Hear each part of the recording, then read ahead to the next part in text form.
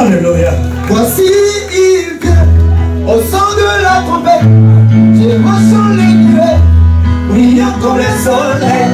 Élève ta voix, car c'est le jubilé. Car dimension, ton Seigneur. Voici il vient au son de la trompette. J'émotionne les nuées, brillant comme le soleil. Élève ta voix, car c'est le jubilé. Par dimension, ton Seigneur vient. Voici il vient au son de la trompette. Je vous chante les nuées.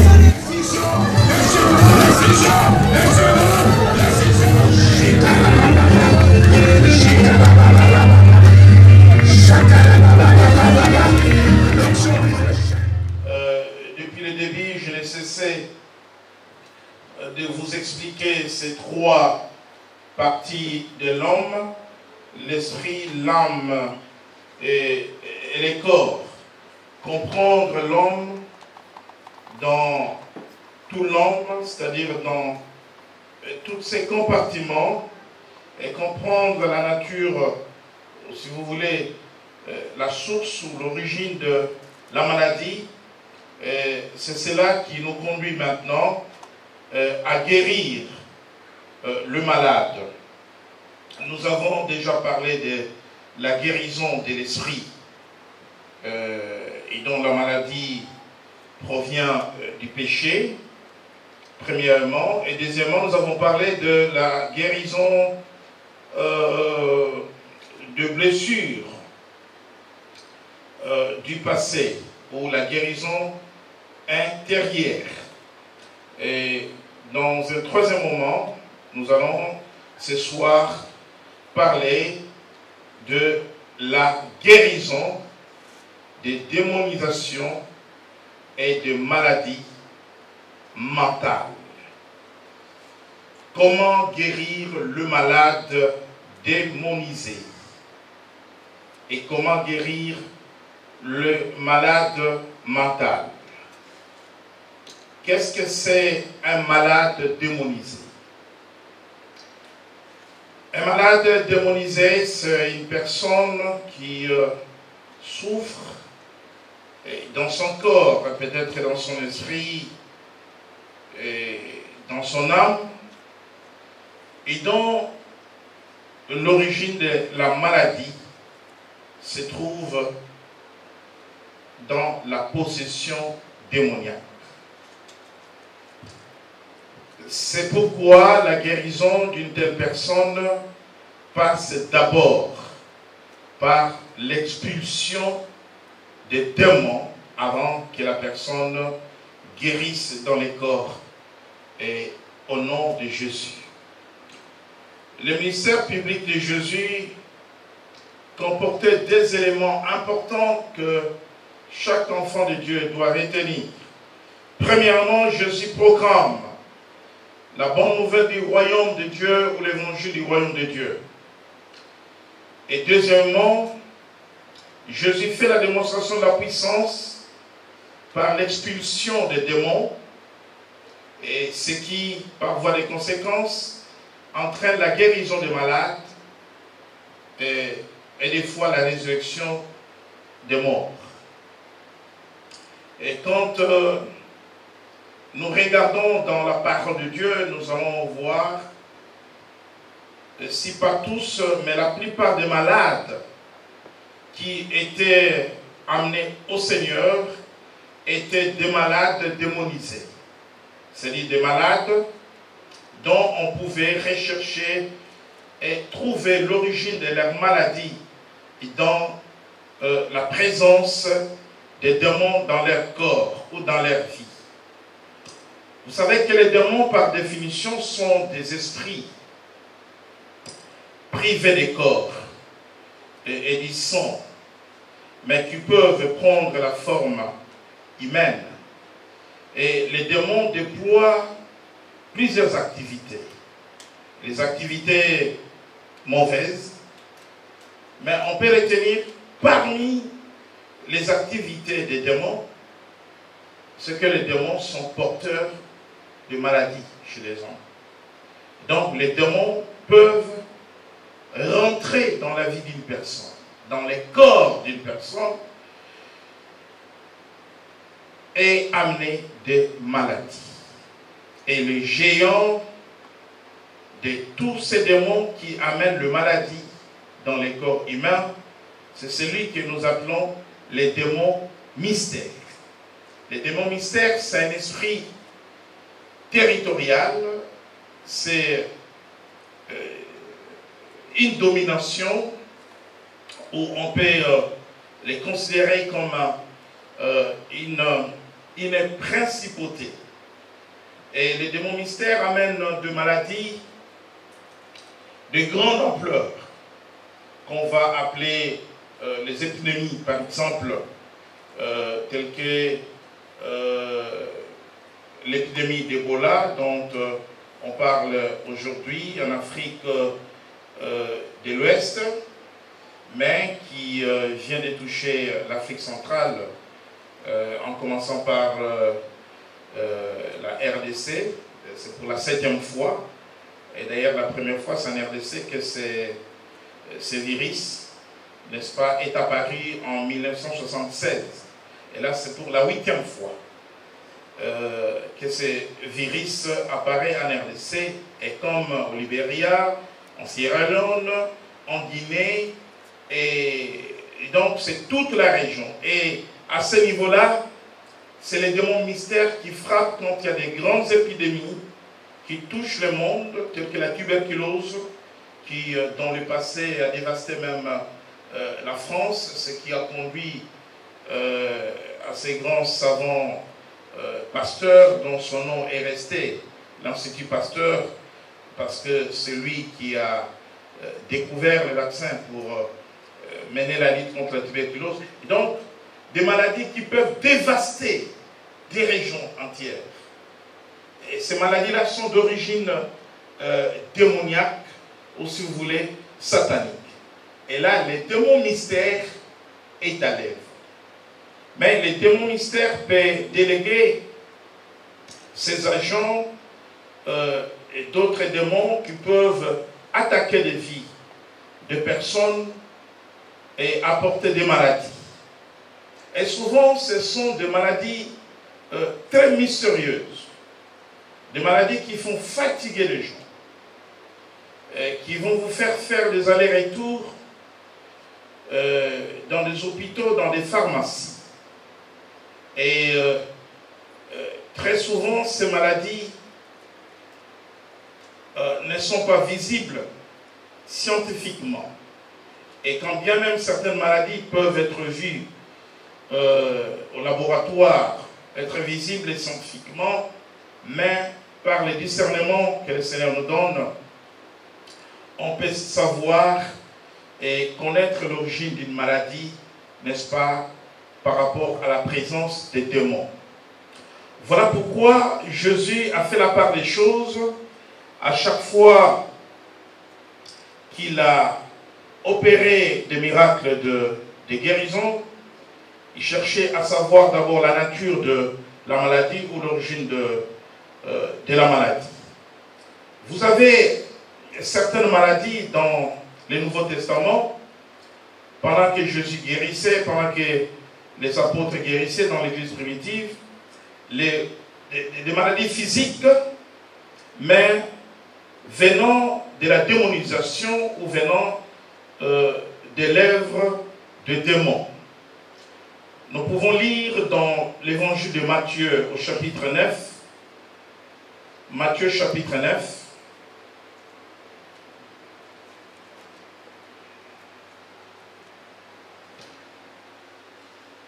je vous ai donné des exemples concernant les maladies spirituelles, quand nous avons parlé de la guérison de l'esprit.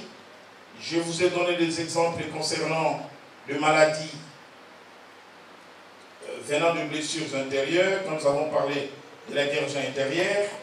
Et là, dans le Nouveau Testament, qui concernent des maladies physiques dans le corps, mais des maladies qui relèvent de l'activité des démons ou de la présence des démons. Matthieu chapitre 9, verset 32.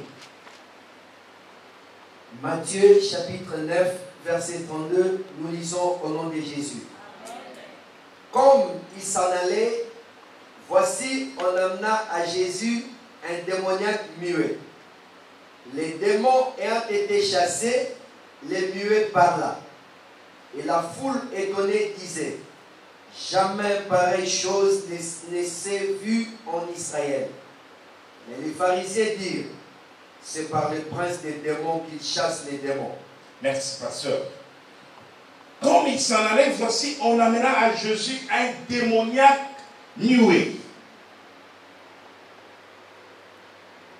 Et donc, en d'autres termes, je voulais dire, on amena à Jésus un malade muet.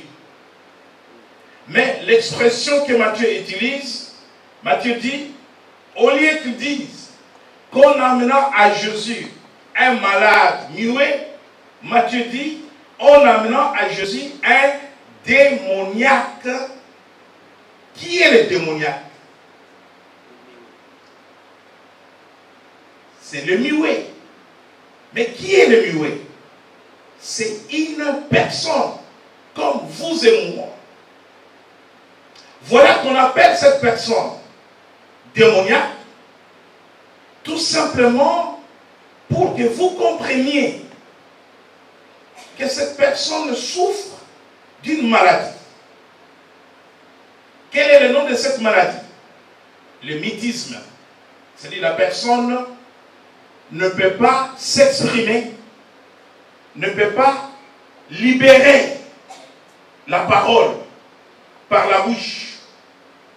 C'est une maladie, le mutisme.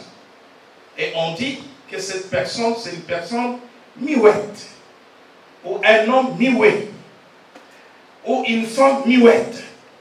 Alors, pourquoi la Bible utilise l'expression démoniaque? Parce que vous avez, et dans le Nouveau Testament, des cas d'espèces où on amène une personne malade à Jésus. Mais, on dit qu'on amena un malade à Jésus. Et là, on dit, on amena un démoniaque muet. C'est pour vous faire comprendre tout simplement que la maladie, ce n'est pas la démonisation, ce n'est pas le fait que la personne soit démoniaque, mais la maladie dont souffre cette personne, c'est le mutisme. La personne ne parle pas. Ceux qui viennent avec cette personne ne vont pas demander à Jésus de chasser un démon. Pourquoi ils amènent cette personne à Jésus? C'est pour que Jésus guérisse les malades. Mais que fait Jésus? Jésus cherche d'abord à comprendre l'origine de la maladie. Si cette maladie était une maladie ordinaire, si cette maladie était une maladie normale, physique, Jésus n'aurait pas dû commencer par chasser les démons. Mais Jésus sait que cette personne est malade parce qu'elle est possédée par un esprit qu'on appelle un esprit de mutisme. Alléluia. C'est un esprit qui est dans cette personne. C'est cet esprit qui a pris en captivité son langage. C'est-à-dire que cette personne ne peut pas parler tant que l'esprit de mutisme est en elle.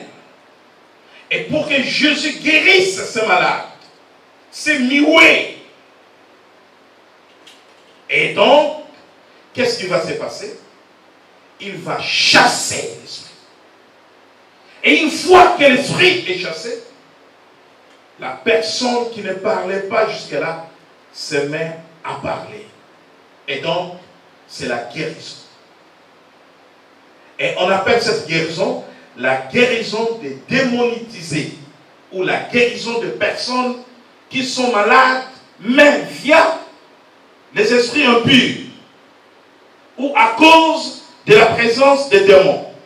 Nous pourrons lire encore, toujours dans Matthieu, au chapitre 12,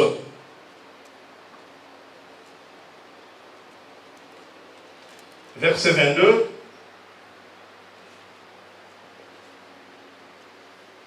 Matthieu chapitre 12, verset 22, nous lisons au nom de Jésus.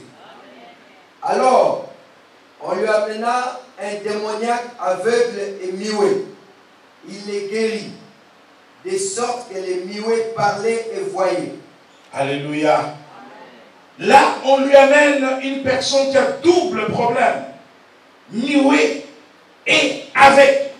Et Jésus les guérit, mais toujours par l'expulsion des démons. Et vous verrez que vous avez le mythisme, encore aujourd'hui, comme maladie, dont l'origine, c'est les démons. Et vous avez la cécité. Dans Matthieu 9, 32, nous avions les cas de mythisme.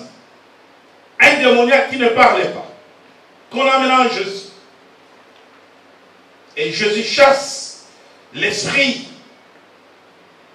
de mythisme pour libérer la voix, pour libérer la parole.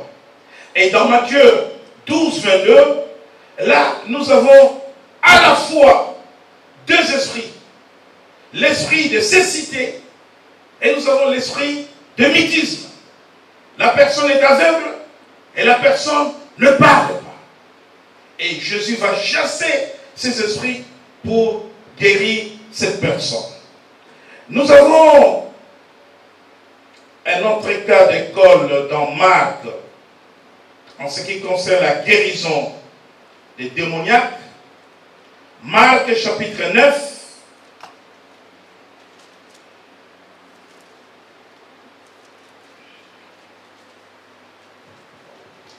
Marc chapitre 9, verset 14. Marc chapitre 9, verset 14, nous lisons au nom de Jésus. Lorsqu'ils furent arrivés près des disciples, ils virent autour d'eux une grande foule et des scribes qui discutaient avec eux. Dès que la foule vit Jésus, elle fut surprise et accourut pour les saluer. Il leur demanda, de quoi discutez-vous avec eux? Et un homme de la foule lui répondit, Maître, j'ai amené auprès de toi mon fils qui est possédé d'un esprit muet. En quelque lieu qu'il les saisisse, il les jette par terre. L'enfant écume, grince des dents et devient tout raide. J'ai prié des disciples de chasser l'esprit et ils n'ont pas pu.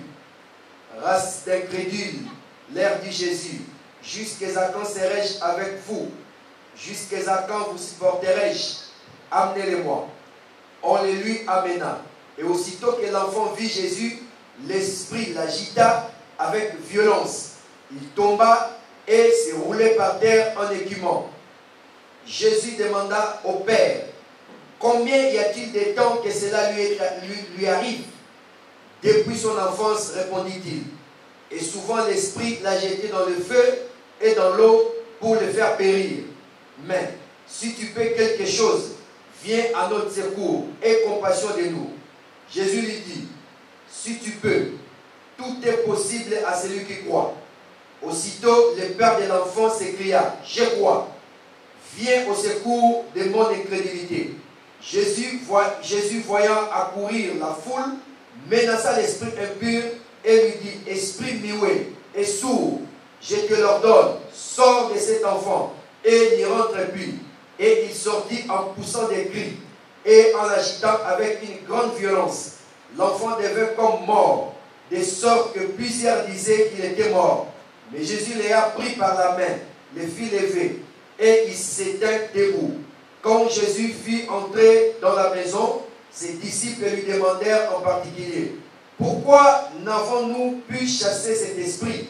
Il leur dit, cette espèce ne peut sortir que par la prière.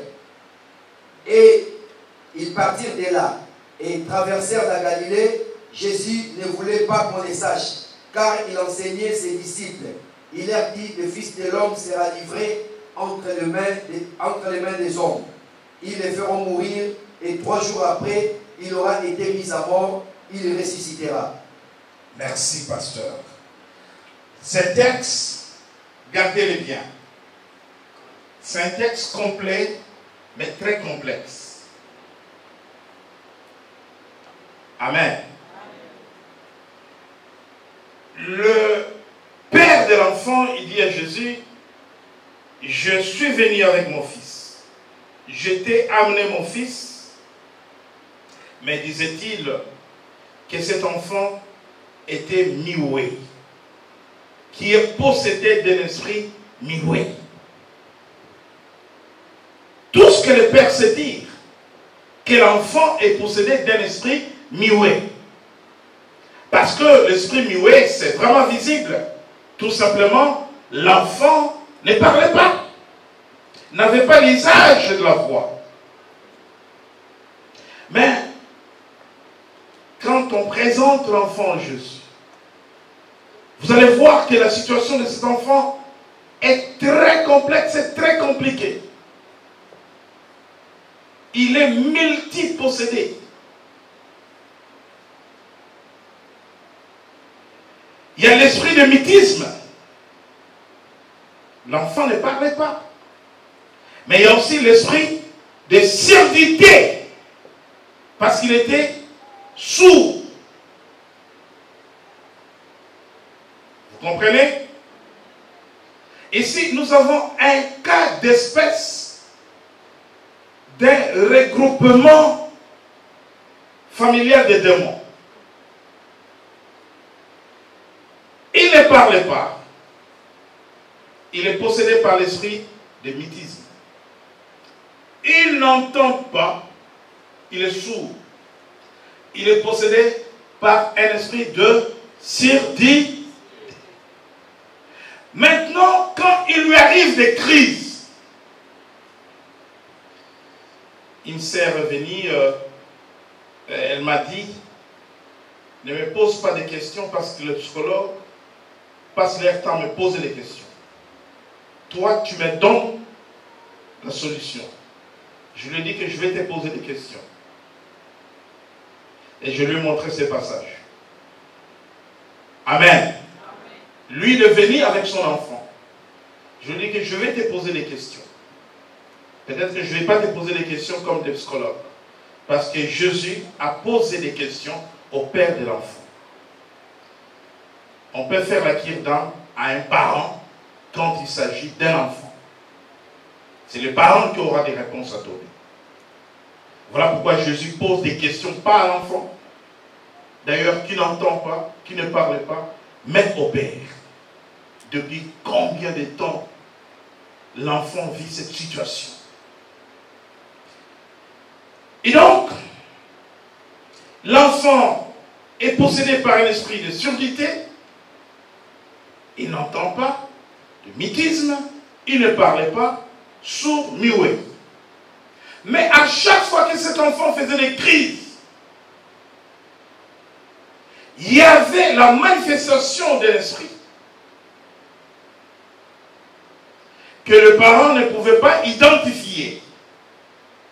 Mais le père explique à Jésus le phénomène. Ce qui se passe à chaque fois, il fait une crise, il est jeté par terre. L'enfant était possédé par un troisième esprit qui est l'esprit d'épilepsie. L'épilepsie, c'est une maladie démoniaque. Retenez-les. Si vous voulez sauver un membre de votre famille qui a un problème d'épilepsie, amenez-les dans la maison du Seigneur pour qu'il soit délivré. L'esprit d'épilepsie, c'est un esprit démoniaque.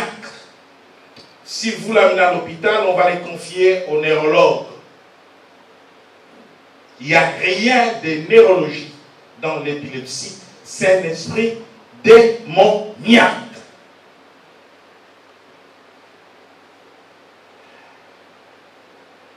Mais cela n'est pas. Qu'est-ce qui s'est passé devant Jésus quand l'esprit a projeté l'enfant au sol? Qu'est-ce qu'on a remarqué sur le corps de l'enfant? Je fais comme si je suis en train d'étudier avec vous la Bible. Il est devenu comme quoi? Comme qui? Comme un...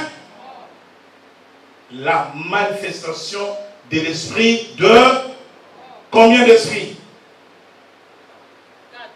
Combien? 4. Surdité, mutisme, épilepsie, esprit de... Comment vas-tu guérir une telle personne? Comment vas-tu guérir une telle personne? Si tu ne chasses pas ces esprits. Donc Jésus va guérir cet enfant par l'expulsion des esprits qui possédaient sa vie. Et enfin, l'enfant est libre.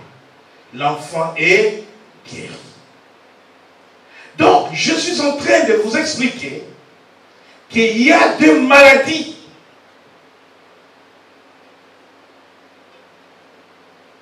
physiques qu'on peut trouver dans l'homme. Et que derrière ces maladies, les démons sont porteurs de la maladie. Et vous ne pouvez pas guérir le malade. Ici, dans les cas d'espèce, la promesse du Seigneur, selon laquelle vous imposerez les mains sur le malade et les malades seront guéris, ne s'applique pas. Ce qui s'applique, à mon nom, vous chasserez les démons. Voilà le principe de guérison.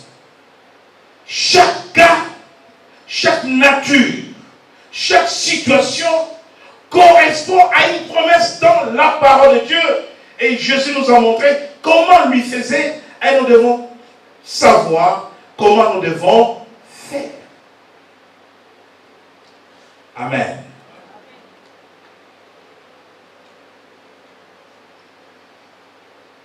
Hier, je venais à l'église, je reçus un appel, une sœur me disait qu'elle allait être opérée aujourd'hui parce que pour un début de grossesse, le médecin ne voit pas l'enfant. Alors qu'au début, on avait vu ce petit, voilà, porté disparu. Et ils ont dit, c'est dangereux comme l'enfant est porté disparu. On va les chercher en ouvrant les ventres. J'ai dit, ben écoute, je suis en route pour l'église, viens vite à l'église. Et quand elle est venue, moi je dis, quel est le problème? Le problème, c'est qu'ils ne voient pas l'enfant. Alors qu'ils l'ont vu auparavant, il y a quelques semaines. Et ils ont décidé l'opération aujourd'hui. Nous avons prié pour que l'enfant apparaisse quelque part. Que l'enfant apparaisse. Seigneur, fais apparaître cet enfant au nom de Jésus. Elle est partie. Et ce matin, elle m'a appelé pour me dire, ben écoutez, ils viennent de voir l'enfant, mais ils vont quand même opérer parce qu'ils l'ont vu, mais il est rentré dans une mauvaise position. Parce que ce que le médecin ne peut pas voir, nous, on peut amener à la visibilité. c'est que le diable fait disparaître. Et vous savez que le médecin avait tellement peur qu'il voulait garder la sérieux. Parce que c'est un problème pour la médecine. Ne pas voir un enfant. Il est rentré où? Et cela peut avoir une conséquence traumatique pour la vie de la maman. Alléluia. Il y a des cas qui nécessitent des prières d'autorité, des prières de puissance. Il y a des maladies. Les gens souffrent. Ils font des allers-retours dans des hôpitaux. Les gens sont en train de mourir. Parce qu'on pense qu'en donnant les médicaments, on pense qu'en opérant, on va résoudre les problèmes. D'abord, des démons qui ont amené la maladie, qui possèdent cette personne, qui sont présents dans les corps de cette personne. Tant que le démon n'est pas chassé, il n'y a pas de guérison. Ça, c'est le principe. Donc, je vous ai parlé des cas de mutisme, cécité, surdité, épilepsie, mais ce n'est pas tout. Jésus a menacé la fièvre. Pourquoi menacer la fièvre? Si derrière la fièvre, il n'y a pas un esprit. Si derrière la fièvre, il n'y a pas un esprit. Voyons dans Luc au chapitre 4, verset 38. Luc 4.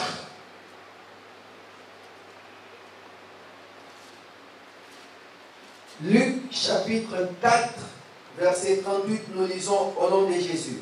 Amen. En sortant de la synagogue, il s'est rendu à la maison de Simon. La belle-mère de Simon avait une violente fièvre. Et ils prièrent en sa faveur.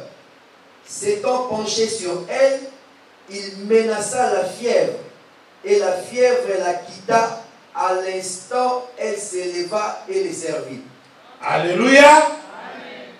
Le mot menace suffit pour comprendre que dans les cas de la guérison de la belle-mère de Pierre, le Seigneur ne fait pas une prière ordinaire.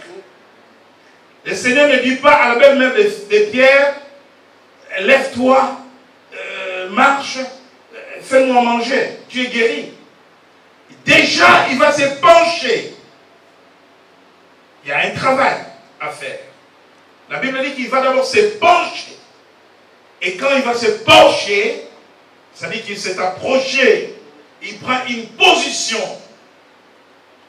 Et il menace la fièvre. On ne peut menacer que le mauvais esprit. Alléluia. Donc, la fièvre de la belle-mère de Pierre s'inscrit dans le cadre de maladies démoniaques. Un autre cas de figure, Luc, chapitre 13. Là, nous sommes dans le domaine des cas. Nous étudions des cas pratiques, pour mieux comprendre ces choses. Luc, chapitre 13. Un autre malade, de quoi souffre cette personne? Nous lisons du verset 10 au verset 17. Luc chapitre 13, verset 10, nous lisons au nom de Jésus. Jésus enseignait dans une des synagogues les jours des sabbats. Et voici, il y avait là une femme possédée d'un esprit qui la rendait infirme depuis 18 ans. Elle était courbée et ne pouvait aucunement se redresser. Lorsqu'il la vit, Jésus lui adressa la parole et lui dit, « Femme, tu es délivrée de ton infirmité. » Et il lui imposa les mains. À l'instant, elle se redressa et glorifia Dieu. Mais le chef de la synagogue, indigné de ce que Jésus avait opéré cette guérison un jour de sabbat, dit à la foule, « Il y a 6 jours pour travailler. Venez donc vous faire guérir ces jours-là, et non pas les jours du sabbat. » Hypocrite, Lui répondit le Seigneur, est-ce que chacun de vous, le jour de sabbat, ne détache pas de la crèche son bœuf ou son âne pour le mener boire? Et cette femme, qui est une fille d'Abraham, et que Satan tenait liée depuis 18 ans, ne fallait-il pas la délivrer de cette chaîne le jour du sabbat? Tandis qu'il parlait ainsi, tous ses adversaires étaient confus, et la foule se réjouissait de toutes les choses glorieuses qu'il faisait. Nous parlons de la guérison, mais la guérison par la délivrance. La guérison par la délivrance. Amen. La délivrance, la guérison par l'expulsion des démons. Cela veut dire que si on ne sort pas les démons de l'homme, l'homme ne guérit pas. Est-ce que quelqu'un comprend?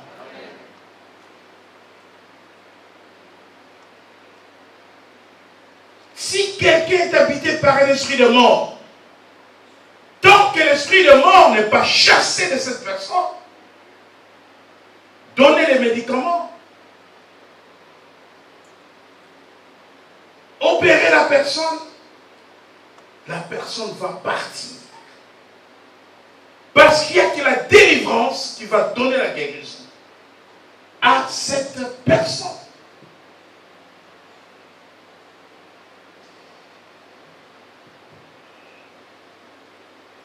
La Bible dit que cette femme avait depuis 18 ans. Elle était courbée. Elle ne pouvait pas se redresser.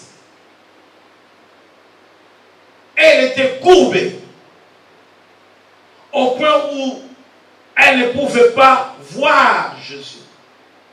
Parce que sa tête, à cause de cette déformation, ne pouvait que regarder le sol. 18 ans, possédé. Et plus loin, Jésus dit, Satan tenait lié depuis 18 ans cette femme. Satan en personne. Il y a des vies, des gens qui sont entre les mains de Satan. Et là, il s'agit de démonisation que nous appelons dans les combats spirituels démonisation grave. Il y a des degrés de démonisation. Là, il s'agit d'une démonisation grave. Parce que c'est Satan, vrai. Est-il qu'il y a la présence de l'esprit d'infirmité qui a rendu cette femme courbée. L'esprit d'infirmité. Mais au-delà de l'esprit d'infirmité, Satan lui-même, il tenait cette femme liée depuis 18 ans.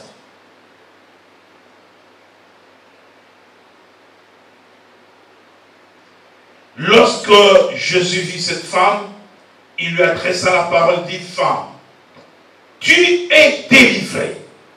De quoi? De ton dos? Est-ce que Jésus a parlé du dos? Quand vous lisez la Bible, Jésus ne fait pas allusion au dos de cette femme. C'est le dos qui était courbé. Est-ce que Jésus lui dit, tu es délivré de ton dos? Tu es délivré de quoi? De ton nez? L'esprit d'infirmité. Donc ce dos-là pouvait être opéré par les meilleurs chirurgiens. Vous savez, même les grands chirurgiens, quand ils vous opèrent, ils vous opèrent les dos, mais ils vont vous dire, ben, c'est du 50-50. Alléluia. Mais si Jésus touche votre dos, c'est du 100%. Amen. Et donc, Satan en personne tenait lié cette femme. L'esprit d'infirmité l'avait rendu ainsi. Nous sommes dans les jours où l'esprit d'infirmité est très manifeste dans des vies des gens. Il y a 40 ans,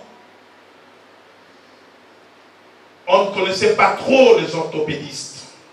Il y a 40 ans. Hein? Mais aujourd'hui, ils deviennent un peu des stars. Hein?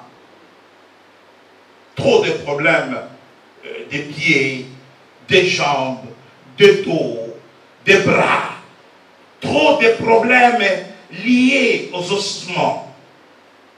Et les esprits d'infirmité sont toujours derrière beaucoup de cas, des maladies qui renvoient à l'orthopédie. Donc, Église de Dieu, vous devez comprendre que les discernements, qui est le don du Saint-Esprit, quand nous sommes en face de malades, nous ne devons pas prier parce que nous voulons prier. Si nous voulons guérir par le nom de Jésus, nous avons besoin de comprendre la nature de la maladie. Et c'est une maladie de l'esprit. Quelle est la formule? Quel est le principe? La rémission des péchés, le pardon, la repentance. Tes péchés te sont pardonnés. Lève-toi et marche. Est-ce que cette personne souffre des blessures intérieures?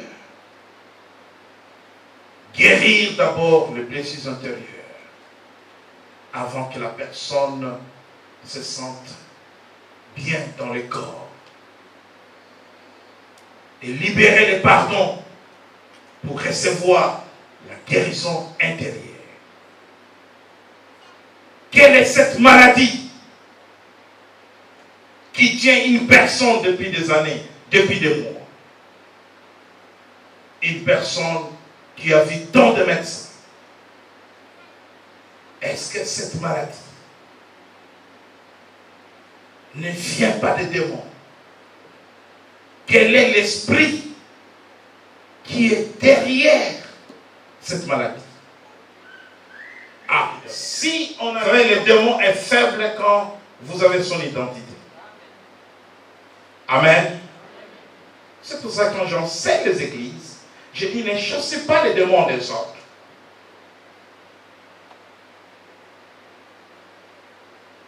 Ne chasse pas les démons que tu ne connais pas. Je l'ai dit et je le répète. Les démons, s'il n'est pas identifié. Bon, écoutez. Antoinette.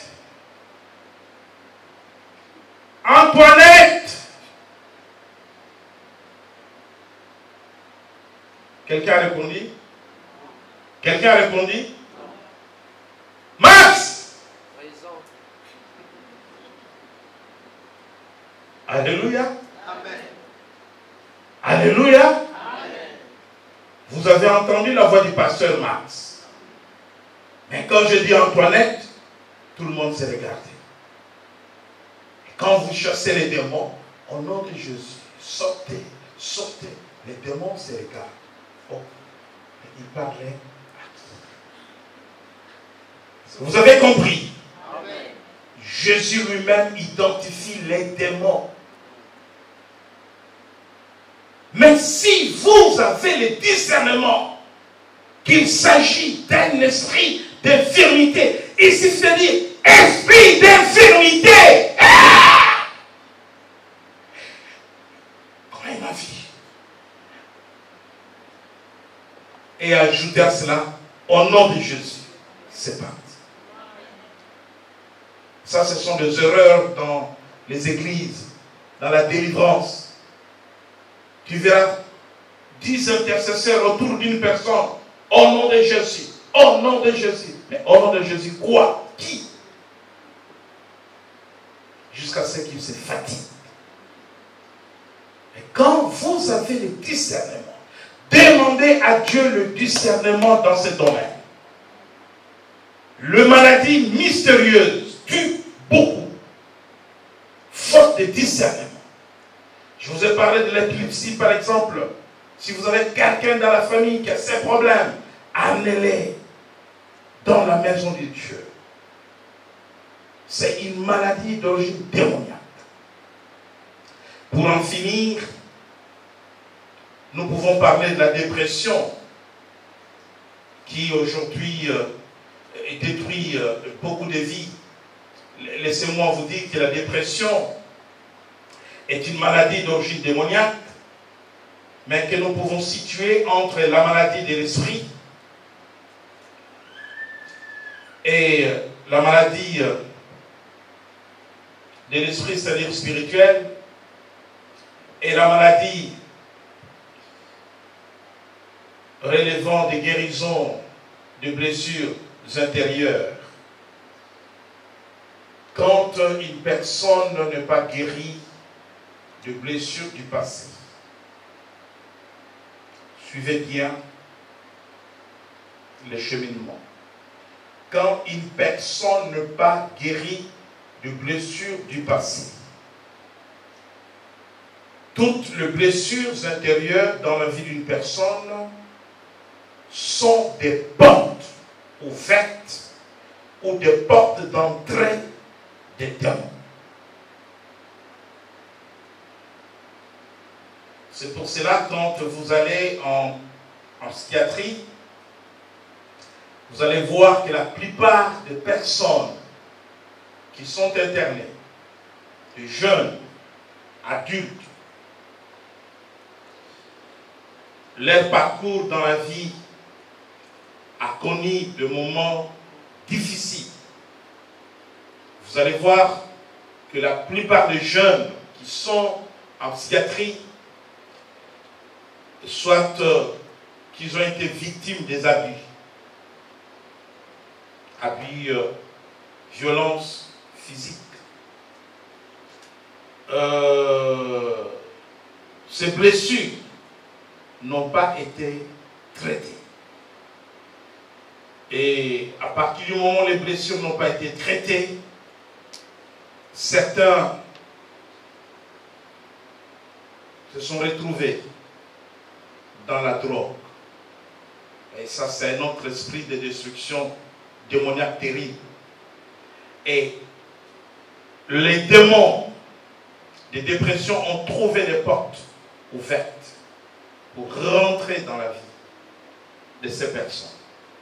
Donc, vous verrez que de blessures intérieures, de la guérison de blessures intérieures, là où les blessures n'ont pas été traitées, la porte s'est ouverte comme point de pénétration des démons qui sont rentrés. Et là, vous vous retrouvez avec deux situations, à la fois guérir ou traiter pour un dépressif, pour une personne qui souffre de la dépression, vous devez guérir d'abord les blessures intérieures. Et quand vous avez fini de guérir les blessures intérieures, vous chassez maintenant les démons de dépression. Si vous chassez les démons de dépression, les démons, quand vous les chassez, ils peuvent partir. Parce que vous l'avez identifié. Parce que vous avez l'autorité de les chasser. Parce que vous avez le pouvoir. Jésus dit, à mon nom, vous chasserez les démons.